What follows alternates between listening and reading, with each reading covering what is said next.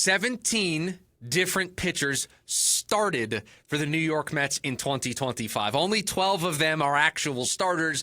We will recap all of their seasons here on another edition of the Bleav in Mets podcast. That's Jack McKessie, Chris Schubert with you here talking all things Mets baseball season in review. It's over. Time to turn the page towards 2026. The way we do that, look back and close the book up on all of these guys. Jack, we're wearing the same clothes as we were in the last episode. There'll be the same clothes in the next couple of episodes. We're batch recording these because I'm away. I get married, so I'm off the grid for 2 weeks, not allowed to be doing any podcasting while I'm gone. It'll be nice to have a little break, but we're getting all these episodes recorded at once. Are you ready to talk starting pitching here today? I'm a little offended your fiance and soon-to-be wife wants all your time, but yeah, come on. We can talk about the Mets until your big day. I'm ready to talk about these starting pitchers because there were ups and there were downs, Chris. There were ups and downs. Yeah, it's not like I talk Mets baseball, basically every other day of the season. Get the 2 weeks off. We're going to do this in chronological order, or I guess in numerical order is the right phrase, of the number of starts that all of these starters made. And so we start with the guy who I don't think before the year I would have had in the number one spot, making 31 starts, pitching in 33 games in total.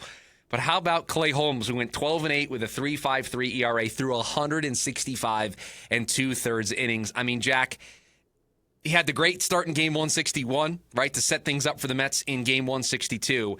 I don't think this project, this experiment, this idea of taking a reliever, a closer, and making him into a starter could have gone any better. A sub-4 ERA posted every single time the Mets needed him to. He did hit a wall in the middle of the year, but still was able to go out there every fifth or sixth day for this team. I didn't anticipate him being able to go 30-plus starts, sub-4 ERA. None of it was... This is my wildest dreams of a season for Clay Holmes. I have seen some takes that the Clay Holmes experiment was not successful because the ERA was above a 3.5. Wrong. Those people are wrong. He was second on the team in innings pitched along with his number one in 31 games started, and he was only 3 innings behind number one on that list, which is David Peterson. So the ability to get a absolutely serviceable 3 or 4 level starter out of Clay Holmes, a guy who was a closer or at least a late inning reliever for all of his career prior to this moment, that's a success. And to have a 3.53 ERA, 129 strikeouts to 66 walks, the home run started to become an issue late down the stretch, but this is just a success to me. Like I'm putting a check in Clay Holmes' box for this first season as a starter with the Mets. Yeah, and this is supposed to be a season recap of 2025, but I also think an important way to frame the 2025 season for Clay Holmes is this was a 3-year deal. So this should, in theory, only get better. And this was the trial year where you had to figure out if Clay Holmes could do this. And he checked every box for you. That ground ball nature of his game as a reliever transitioned over. He added that kick change that was really good as an out pitch for him. And I think now that he worked through that wall in the middle of the season, through more innings than he's ever thrown in his career, it does feel like things can only go up from here, and you have zero worry about penciling him in, probably writing his name in Sharpie as your number 3 starter at worst going into next season. I mean, he just an excellent first year for Clay Holmes in this experiment. And a lot of credit goes to him for being open to this and putting in the work, because that's what it required. A complete tweak of his repertoire, throwing more pitches than he did as a reliever, and the work that you have to do in the middle of the season to keep your body ready. And nobody would have faulted Clay if he needed a couple of weeks off in the year because of fatigue and hitting that wall. And he didn't ask for it. He didn't take it. He just continued to show up day in and day out, start in and start out. And I think in general, removing like Nolan McLean and the young guys that we got to see at the end of the season, I don't think there's a better story for the Mets pitchers than Clay Holmes in the year that he had. As a starter, I would agree with you. I think Edwin Diaz had a really nice season. We'll talk about him later. Fair enough. But like Clay Holmes, it blows me away that he was able to pitch throughout the entire season. Like the only starts that he missed were when the Mets decided to utilize him as a piggyback length bulk reliever guy, and even in those situations, he was very successful. So, I mean, this was a. I would give David Stearns an A for this move in terms of how it's aged. This is exactly like almost the ceiling of what the Mets hope that he could become as a starter.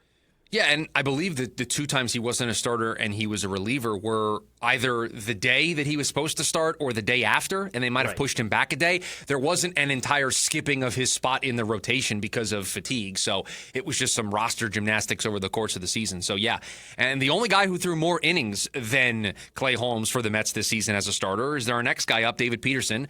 He went 9-6, a 4.22 ERA, 168 and 2/3 innings. David Peterson, the only Mets starter to throw a complete game this season. David Peterson, the only Mets starter to throw a shutout this season. And for David Peterson, it is a tale of two halves. The first half of the season, a reminder of what he was in 2024, the ace of this team. I think of the complete game that he threw against Washington that we mentioned. I think of that start that he had on Saturday night against the Dodgers after the extra inning game the day before. David Peterson had two memorable starts in a whole host of first half starts where he was great. And then the second half, it just felt like the textbook case of somebody running out of steam. And I hate that for David Peterson because of how important he was. But he went from starting game 162 for the Mets last year in a very important spot to needing to be skipped in game 162 the following season. And you just hate that that's the way he's going to be remembered this year. And it's so much a mixed bag because I don't want to give up on Petey, but you do worry that he hit a ceiling this year that he's not going to be able to reach again. Yeah, I wonder what the future, specifically 2026, is going to look like for him, because this was a year that coming into it, Shamanaya was penned in as your ace or your co-ace with Kodai Senga, and then obviously both of those guys ended up missing a bunch of time. David Peterson took over as our ace for the 2025 season for most of it, I'd say up until the last 2 months of the season.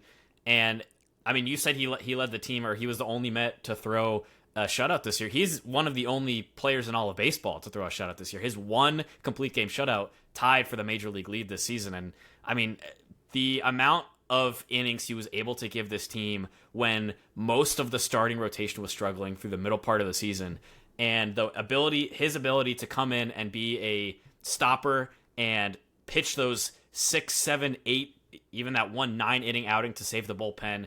I think people will remember because of the recency how he looked down the stretch, but the Mets aren't even close to in it at the end of the season if Peterson isn't pitching the way that he had in the middle of the year.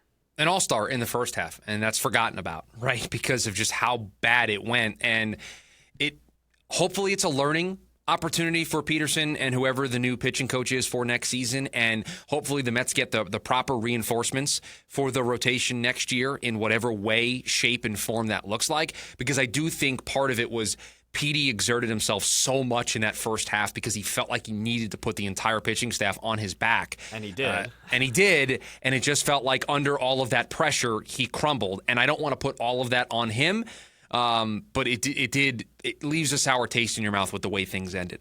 The only other Mets starter to throw 100 innings or more is our next guy up, Kodai Senga, 7-6, a 3.02 ERA in 100 and... Excuse me, I'm sorry. A 7-6, a 3.02 ERA, and 113.1 innings pitched. Another case of tale of two halves. I mean, this goes June 12th, 2025 is the day all of this turned. Kodai Senga was a Cy Young candidate, was the best pitcher on the Mets staff. Stuff-wise, in that first half of the season, was the ace that everybody thought he could be, that he showed in his rookie campaign. And then it all came tumbling down like a house of bricks. And it was an injury. I also think it's a confidence thing. It's a mechanics thing. And legitimately, Jack, my big takeaway from this year is I don't know if Kodai Senga will ever be the same. I have way more confidence in David Peterson returning to some level of form as I do Kodai Senga because he looked lost. I just think that hamstring injury is going to be it is the turning point of Kodai Senga's season. You look at the numbers.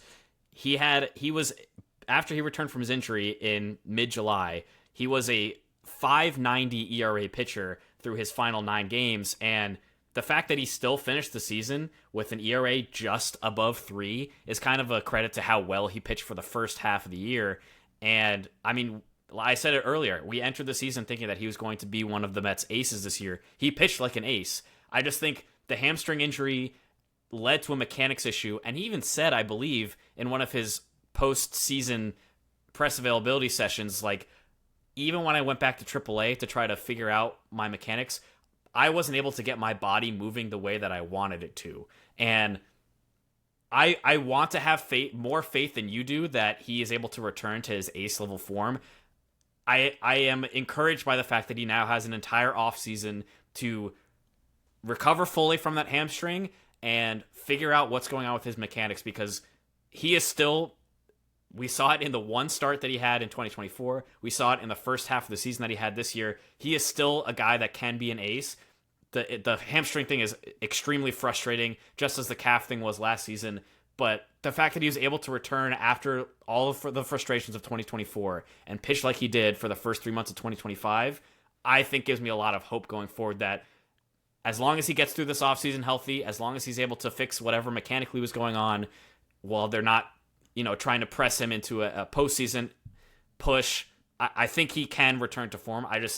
I would put him closer to the 4 spot in the rotation starting next year, just because you don't know he's an unknown quantity at this point. Yeah, I think I would have a much stronger appetite for Kodai Senga to be a part of the 2026 Mets rotation if it's as the number 4 or number 5 in sort of, and it doesn't really work this way anymore in baseball, but those are more of your prove-it type spots in your rotation, and That is what Kodai Senga is for me right now. You've got to prove it again that you can be that guy because of just how bad and lost he looked towards the end. And it wasn't just mechanics, it was the execution of the stuff in general. It just looked flat at times. And so, if as long as the Mets don't go into 26 the way they did 25, relying on Kodai Senga to play a major role as one of their frontline starters, there's a much stronger appetite on my part for Kodai to have a role on this team in 2026. Next guy up in terms of innings pitched, how about Griffin Canning? What a story he was. 76 and a third innings pitched, pitched to a 3.77 ERA, was worth nearly 1 WAR. And boy, when the Mets signed Griffin Canning to that 1-year deal, you thought it was a depth piece. You thought it was a 6th starter. You thought he could be a long man out of the bullpen.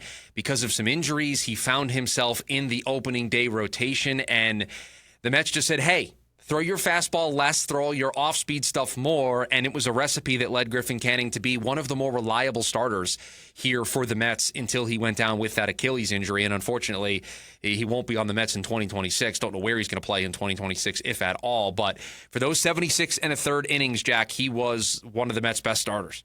It's so crazy looking back at this season and seeing that Griffin Canning is the pitcher with the 4th most starts and the 4th most innings of all pitchers. I think that really 16 starts. 16 I think that starts. really speaks to how the rotation looked overall and how injuries kind of decimated everything. And I mean, we'll talk about the Frankie Montoses and the Sean Manayas in a little bit, and the Tyler McGills. But I mean, I think I would consider Griffin Canning a success story outside of a freak Achilles injury, like in the same boat as Clay Holmes.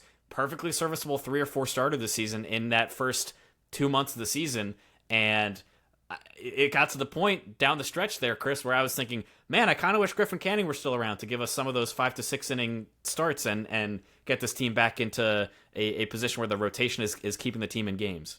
I think Griffin Canning is the perfect example of needing to evaluate a general manager with all of their moves, with all of the context, right? I know that the trade deadline was a miss in so many ways for David Stearns, but we're talking about 2 hits in this episode of Clay Holmes and Griffin Canning. Like, I don't think there's any other world where you would describe Griffin Canning as anything other than a hit for David Stearns. And the only thing that derailed him was the Achilles injury. Next up, Tyler McGill made 14 starts, 68 and a third. Season ended trying to come back from an injury, ended up needing Tommy John surgery, so he's done for all of 2026. And let's face it, Jack, you know my position on Tyler McGill. I very quickly removed myself from the Tyler McGill fan club. It's just a case of me of this was another year where he was given plenty of opportunity, made 14 starts for this team, plenty of opportunity to reach that ceiling, reach that potential that everybody keeps reminding me that he has, and in brief moments shows you that he has with that life on that fastball. But it just feels like way too often it gets derailed because of something. And it just feels like this is the end of the road for Tyler McGill as a New York Met, unfortunately. I think in terms of especially the rotation crunch that the Mets might be facing with some of these younger guys that we'll talk about in a bit, like, I mean, I want to say that there's not really room for him in the rotation, but it feels like a yearly tradition. Obviously, next year he won't be on the team in a healthy capacity, but like somehow he's going to find his way in 2027 to be back in this rotation. 2027 opening day starter Tyler McGill coming at you. He wasn't supposed to be in this rotation, right? Yeah. He was a guy that was similar to Griffin Canning, maybe your sixth starter fighting for that fifth starter spot, and because of all the injuries to Montas, to Minaya, he ends up in the opening day rotation. He has some starts that look excellent, like you said, and some starts that looked horrific, and I mean, it just kind of was the McGill experience that we're used to. A great March and April, and then halfway through May, things started to go downhill, and obviously the injury kind of, sealed his fate for the rest of the year. But it was another Tyler McGill season, I'll say that. The last starter to make double-digit starts for the Mets in 2025, Sean Manaea, made 12 of them, pitched to a 5.96 ERA, and Sean could just never get his season going. Got hurt in spring, then had a separate injury happen while he was coming back from his original injury. And let's face it, this idea that he could just throw 2 pitches and be successful just didn't work. And I think getting healthy is priority number 1 for Sean this offseason, but priority number 2 is going back to the drawing board and figuring out what his repertoire needs to look like in 2026, because he cannot be just a 2-pitch pitcher and have success the way that he did in 2024. It just didn't work. Teams were able to catch up to him, and very quickly, second, third time through the order, they just felt like they had Sean Manaea's number over and over and over again. And so there's just going to have to be a whiteboard moment for Sean and the pitching staff here to come up with a new game plan, because this one didn't work. Yeah, I mean, it's unfortunate because of all the expectations we had for him last season. But when I look at this starting rotation, the guy that is number 1 on my list for biggest disappointment this year is Sean Manaea, unfortunately, because of how high the expectations were coming off of the back half of last season, how high the expectations were for him to come back to a rotation after his injury knocked him out until right before the All-Star break, and then to have him pitch the way that he did to the tune of a 5.64 ERA, where he was just giving up barrel after barrel. I'm hoping that like the loose bodies in his elbow had something to do with that, and pitching with discomfort meant that once he hit that third or fourth inning, things were throwing him off. But he's similar to Clay Holmes. Like, I feel like, or Kodai Senga rather, I feel like I'm more comfortable penciling him into one of those back of the rotation spots rather than the 1 or 2 spot that we anticipated coming into the season. Speaking of somebody who's probably going to find himself in the number 1 or number 2 spot for the 2026 Mets rotation, the 8 starts of Nolan McLean set the world on fire, a 2.06 ERA. There is a legitimate argument to be made. He was the best pitcher that the Mets had all season long, and he did it in just 8 starts. To come in and be promoted the way he was, to be thrusted into the middle of a playoff race the way that he was, and you have the juxtaposition of the struggles that Jonah Tong and Brendan Sproat went through being put in the same exact environment, it gives you more reason to give praise to Nolan McLean, to give credit to Nolan McLean for what he was able to do. And there's no doubt about it. You can write his name in Sharpie at the top of this rotation for 2026. I mean, just has a massive repertoire of pitches. That sweeper is nasty. The spin that he puts on the curveball is filthy. The moment that really stands out to me of when I was full in on Nolan McLean, he had an at-bat against Ronald Acuna in Atlanta. And Acuna got him for a home run the previous at-bat. And in the meeting, the first meeting since then, same game, later on in the game, he faces him.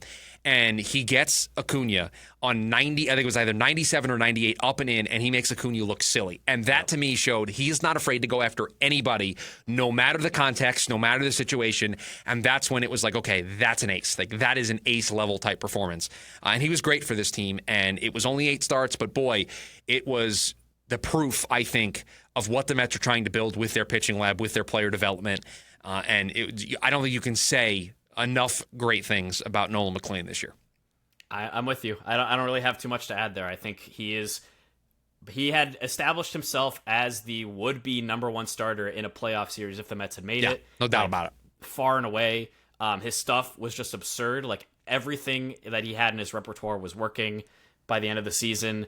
He came up, and his first start was against the Seattle Mariners team that ended up winning the AL West, had one of the best lineups in baseball this season, especially with guys like Cal Raleigh hitting the way that he was.